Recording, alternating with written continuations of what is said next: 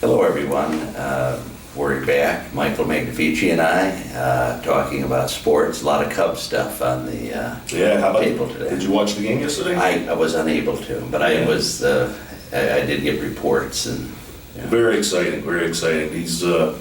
They are so far ahead of schedule. What they're doing now is projected for next year, and once you make it into the dance like this and you're in the pennant, you got a chance to win the World Series.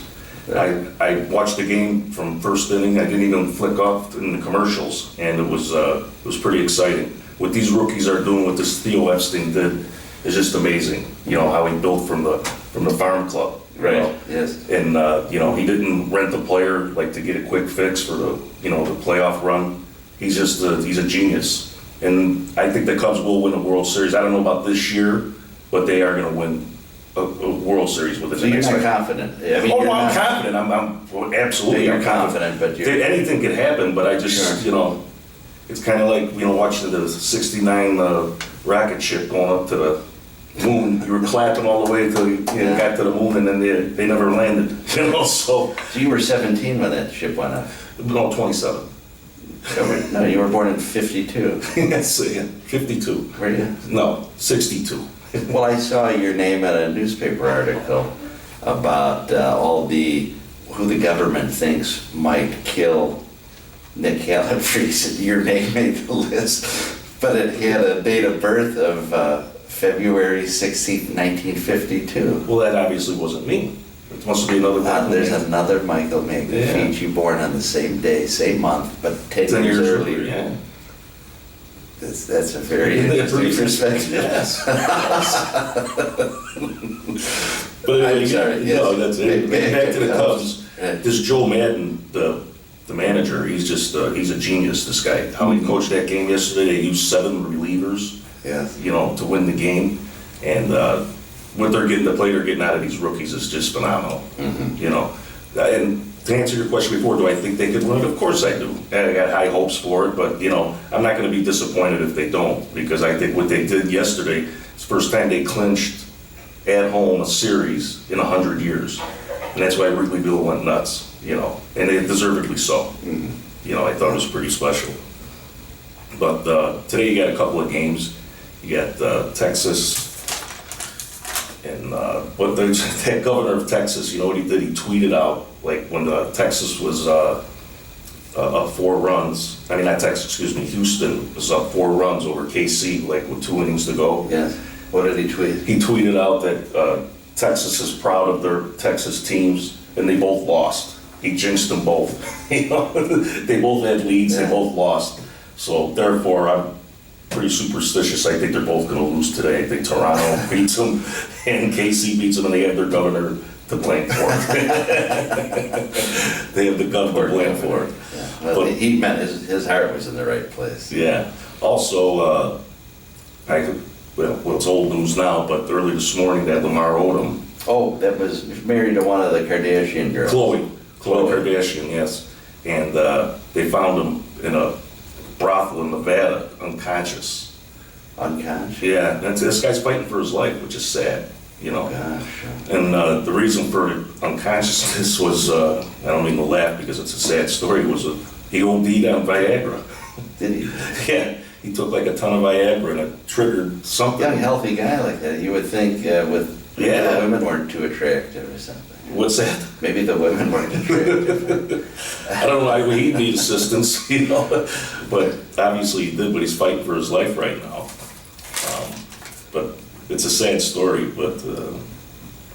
Well, Khloe, which one is that? Well, I have not. How about there are 3 Kardashian girls? Yeah, well, there's Kim's the most famous one. Yeah, right? I think she's the prettiest too, isn't she? Yeah, Khloe was married and they were divorced in 2013. Oh, I see.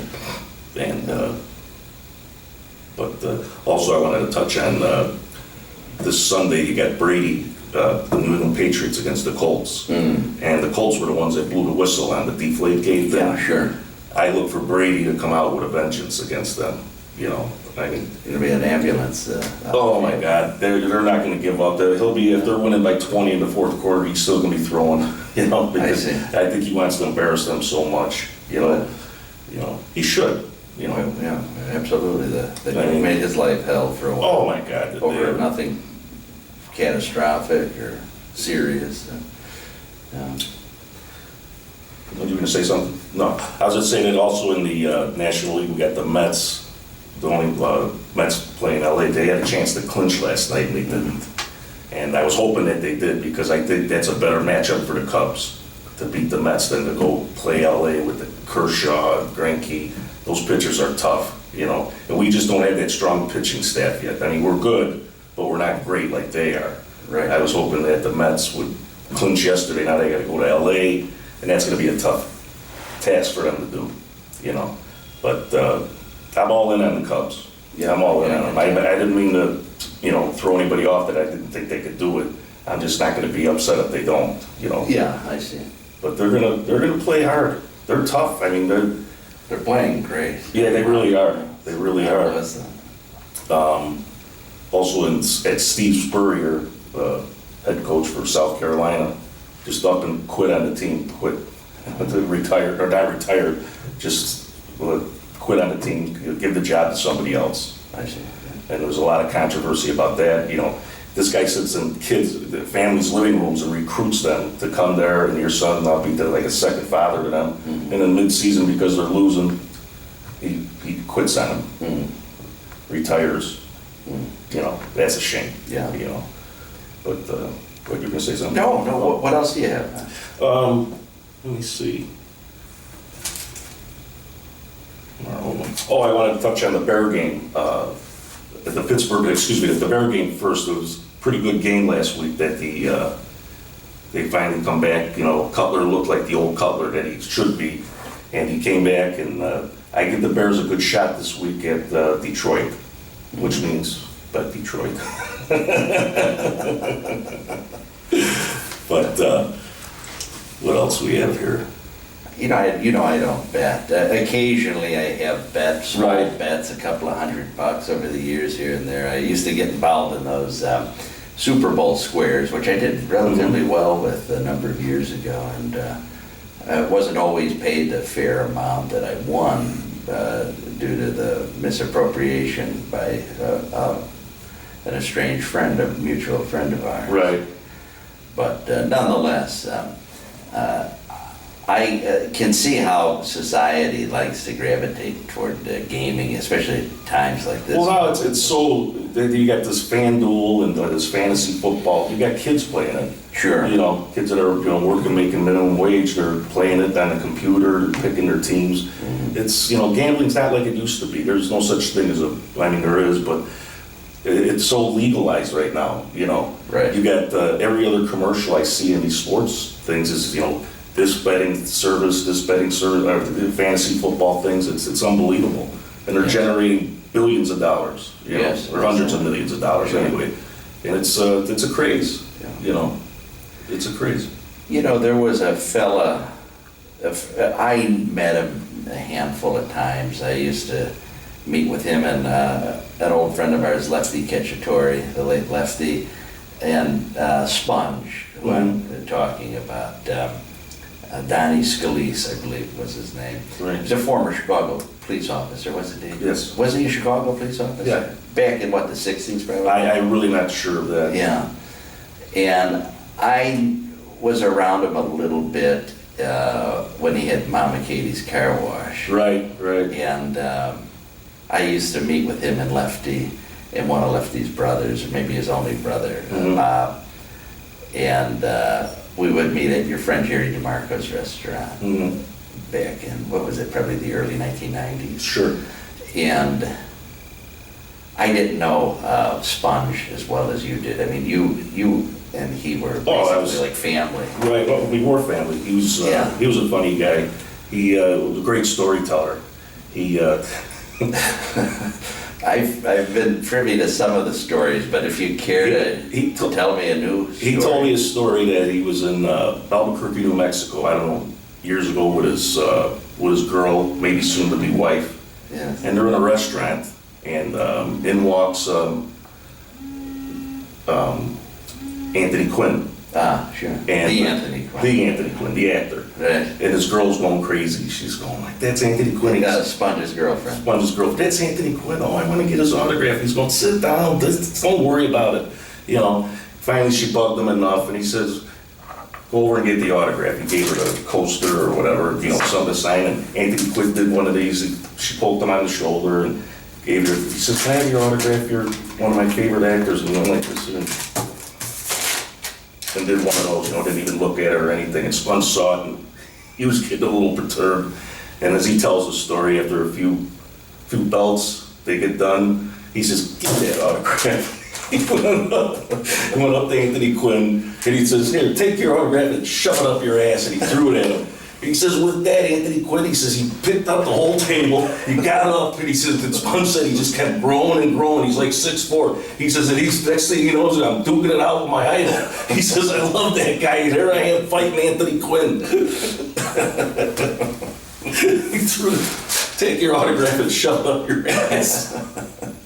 I said, I thought that was your idol. Why'd you do that? He said, I don't know. He says, I was drunk.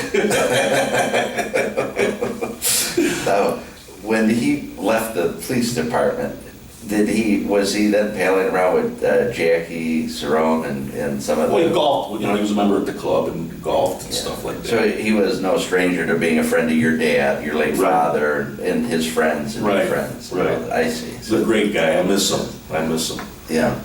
What? There was one story that you did tell me a while back, and if you don't mind telling me again, I believe it was your father, Sponge, and you were out maybe at the Hop or somewhere. No, we were in someplace in Schaumburg. Okay. Some restaurant. We had dinner. We went in, we were having a drink, and sitting down there, and some girl comes up to me, some woman, 20 years older than me, 30 or whatever. And she says, oh, hi. And I said, hi, how are you? She says, is that your father? And she's pointing to Sponge. And I says, no. I says, that's my father. And she goes, oh. Pointed to Lee. Yeah. So next thing I know, Sponge is dancing with her. He asks her for a dance, buys her a drink. And they're dancing, and all of a sudden she backs up. And she goes, now I know who you look like. And then she's telling Sponge. Telling Sponge this. And he goes, who? And he goes, who? And he says, Rodney Dangerfield. I bust out laughing. He goes, what the hell are you laughing at? She thought you were my son.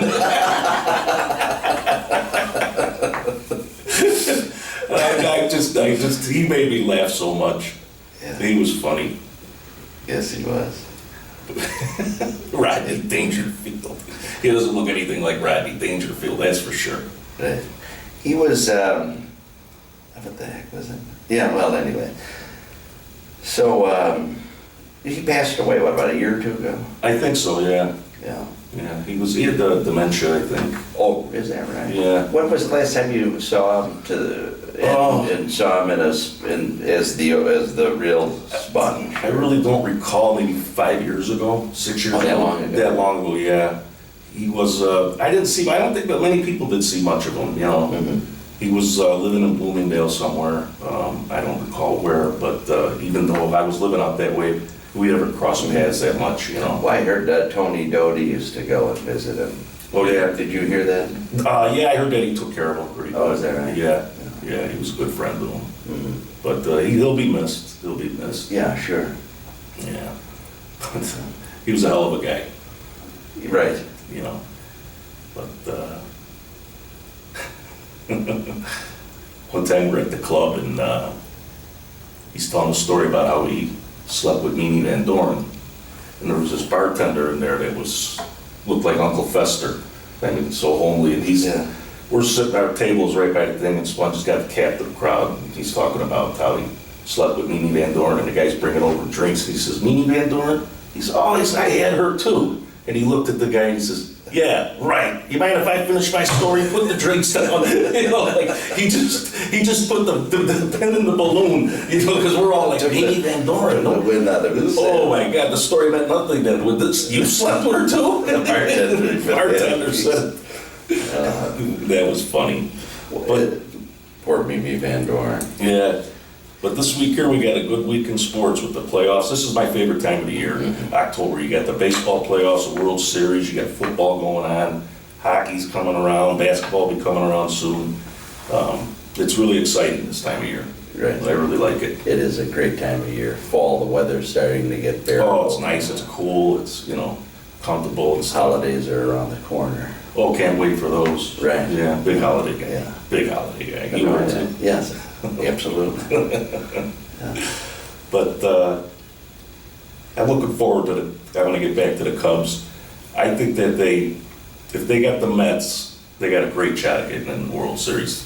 Like I said, LA is going to be a tough deal for them, just because of their pitching staff. But you know what? Maybe not. These rookies that the Cubs have, they don't seem to fear anything. They're too young to really grasp a hold of what the stage they're at right now. Yeah. And they're going to be tough to beat. The Cubs because of that factor, and plus their manager. He's going to get manager of the year. Right. There's not a doubt in my mind. And Theo Epstein, he's a genius up there. The way he picked these are all hand-picked players by him and his staff. And when they win the World Series, whether it be this year or next year, he'll be in the Hall of Fame for sure. Because this guy did this with Boston. Boston didn't win anything since 1918. Yeah. And the curse of the Bambino and all that stuff. And here they got three World Series since then. Right. With him as the GM over there. And now he's with us. Yes. Taking the same poor souls that we are, the Cub fans, and he's going to make a winner out of us. Yeah. Well, it's going to be exciting to watch. They're at the final phase now, right? Right. This is 7 games. 7-game series with either the Mets or LA, and then it's off to the World Series. Interesting. In a 7-game series, anything could happen. Oh, sure. They got a great chance at beating them. But the American League, that's a little different. The Texas governor putting a jinx in. And he denied the tweet. He said, my staff did it. They have like a personal, he says, the staff's got a tweet, he's got a personal tweet. He denied it. And the backlash from it was, well, if they would have won, would he have said that it was the staff that he would have took credit for it, right? Sure. So, he's in a no-win situation. But it should be interesting to see. Right. All right. So that wraps it up then, huh? Okay. Yeah. Appreciate the stories about Danny. Donnie Scalise. No relation to the jewel thief, or is it? No. What's the jewel thief's name? Jerry.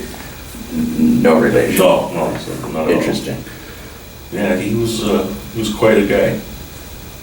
I always wondered how he's not the first friend that you have or had or whatever that left the Chicago Police Department to get closer to your father and his friends. Well, I don't know if that was necessarily his avenue. I think he got into some businesses and stuff, and it just, things intertwined. I see.